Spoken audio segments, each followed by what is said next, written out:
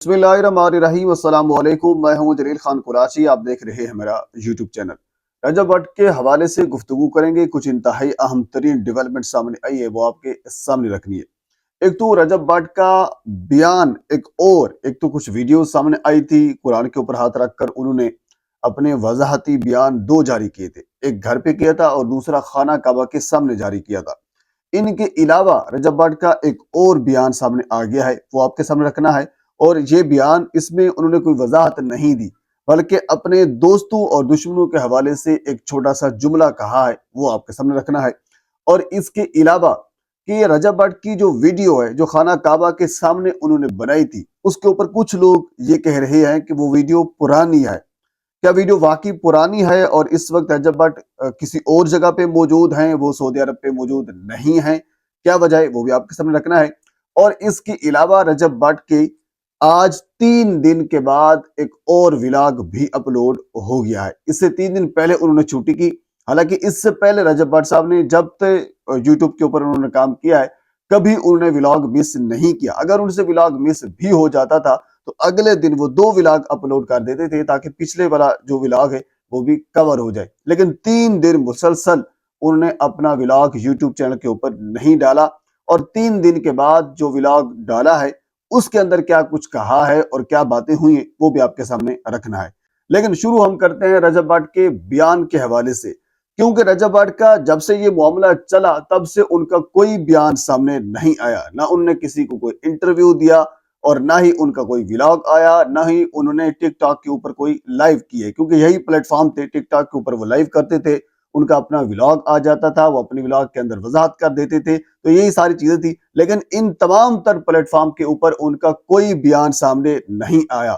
उनका बयान सामने आया है, उन्होंने इंस्टाग्राम के ऊपर सिर्फ स्टोरी लगाई है और उस स्टोरी के अंदर 2 जुमले कहे हैं।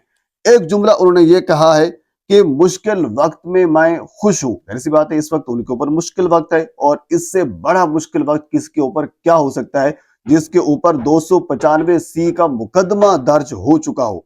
निश्तर कॉलोनी के थाना में FIR दर्ज हो चुकी है।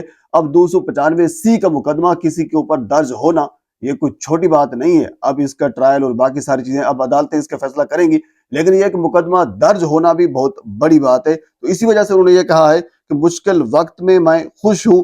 और इसके अलावा उन्होंने ये कहा कि मैंने अपने दुश्मनों को करीब से देख लिया है। मतलब कि वो अब कुछ लोगों के बारे में ये कहना चाह रहे होंगे कि उन्होंने इनके खिलाफ ये साजिश की है और ये प्रोपोगंडा किया है कि 295C और 295A या बाकी सारी चीजें भी मौजूद जो हैं, जो उनके ऊपर इल्जामात लग रहे हैं। लेकिन मैंने कल एक मुकम्मल तफसील से वीडियो बनाई थी कि 295A और 295C का मामला क्या था और रजब भट्ट ने क्या मामला किया, और उसके बाद फिर 295 जो उन्होंने परफ्यूम लॉन्च किया उसके पीछे क्या हकायक है। लेकिन आज की वीडियो के अंदर भी मैं सिर्फ आपके सामने ये कहना चाहूंगा कि चाहे 295A का मामला हो, B का मामला हो, 295C का मामला हो, माज़ल्ला बिन ज़ालिक, किसी के खिलाफ भी कोई मुकदमा दर्ज होता है, हमें, मुझे, आपको, किसी को कोई इख्तियार नहीं है कि हम किसी के दर के ऊपर जाकर किसी को ये ब्लेम करें कि आपने ये कुछ किया है, अब हम अपने हाथ से आपको सजा देंगे। ऐसा कुछ नहीं करना चाहिए। कानून नाफिज करने वाले इदारे मौजूद हैं, अदालतें मौजूद हैं। मुकदमा दर्ज अगर ना होता तो फिर और बात थी। जब मुकदमा दर्ज भी हो गया है, अब अदालतें इसका फैसला करेंगी। बात यहाँ पे खत्म कर देनी चाहिए हमें, क्योंकि अदालतें फैसला करेंगी, हमें खुद को फैसला नहीं करना चाहिए।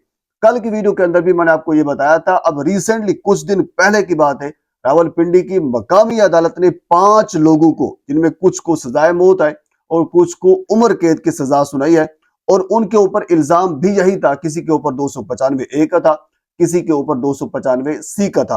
यानी इन तमाम तर मुकदमात को देखते हुए, क्योंकि ये इंतहाई हसास नोयत के मुकदमात हैं और इंतहाई हसास नोयत का एलिगेशन होता है, किसी के ऊपर लगाने से पहले हमें ये सोचना चाहिए। अगर हम लगाते भी हैं तो उसके बाद फिर हमें कानून को अपने हाथ में नहीं लेना चाहिए।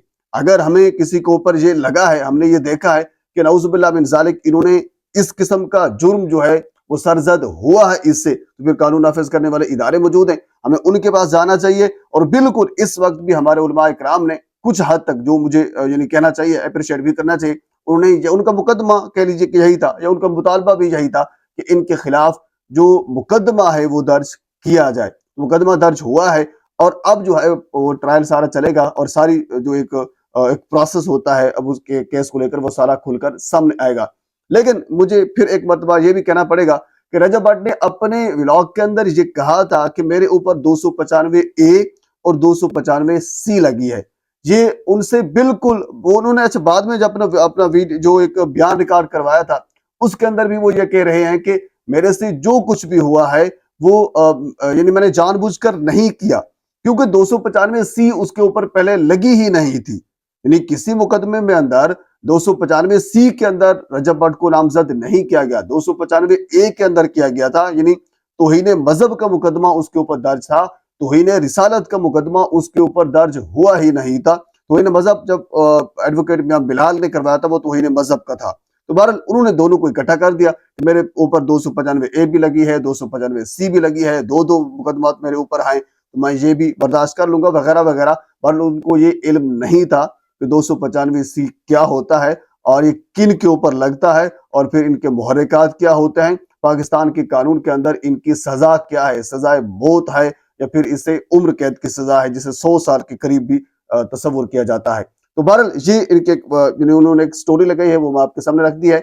इसके अलावा लेकिन 3 दिन के बाद जो अपलोड उन्होंने व्लॉग किया है वो है 21 रमजान को उन्होंने ये व्लॉग रिकॉर्ड किया था। मौला अली की शहादत थी, उसी हवाले से वो अपने जो इमाम बारगाह होती है, क्योंकि मकतब फिक्र जो शिया है उससे उनका ताल्लुक रजब भट्ट का, तो अपने जो इमाम बारगाह है या बाकी जो मुकद्दस मकामात होते हैं उनके वो उन जगह के ऊपर गए हुए थे। तो 21 रमजान को ये रिकॉर्ड किया गया था, यानी पुराना व्लॉग रिकॉर्ड उनके पास पड़ा था रिकॉर्डेड, वो उन्होंने जाकर आज अपलोड किया है और उसके ऊपर भी तकरीबन कोई मेरे ख्याल में 30 लाख से ऊपर अफराद उस व्लॉग को देख चुके हैं।